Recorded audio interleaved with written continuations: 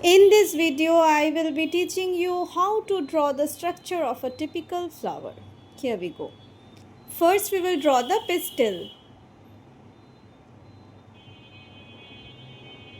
This is a very easy procedure to draw the diagram of a typical flower. On both sides of the pistil, we will draw two curved lines. Now another two lines after this, but this time the lines needs to be little smaller. Again two more lines. Make sure this line should be somewhat like that of descending manner.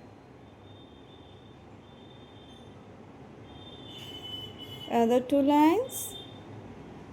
Then we will draw apicalyx like this. And in between them we will draw the thalamus along with the pedicel. Now we will draw the anthers on tip of the first two lines.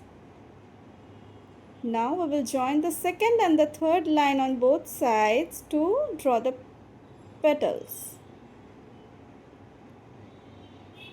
Now we will join these two lines to draw the sepals. You can see how easily through lines we have drawn the whole typical flower. Now we will start pointing all the parts through arrow.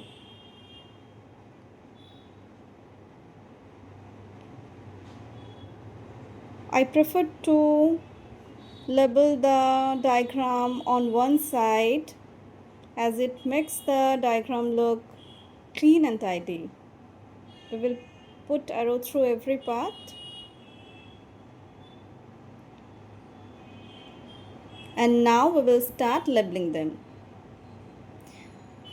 And we can also draw the ovule if needed.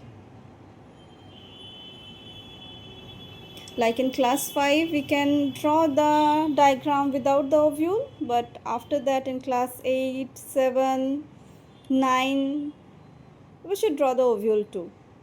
Now we will start labeling them. Now this one is the anther, the filament, collectively known as the stamen.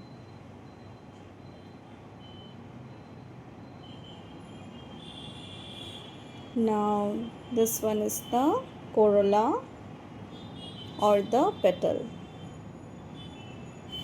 This one is the stigma, the style, the ovary, the ovule, together known as the pistil. This one is the calyx or the sepals. This one is apicalyx. Now comes the thalamus, and finally the pedicel. So this is the structure of a typical flower. At the bottom we will write figure, then a colon, and structure of a typical flower. This is the correct way to write.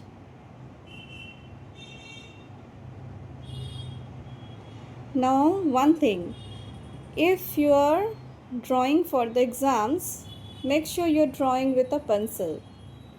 Don't use pen. If you want to shade it for any project work, then you can use a pencil. I have used charcoal pencil over here, but you can also use the 10B or the 8B pencils. So this is a structure of a typical flower.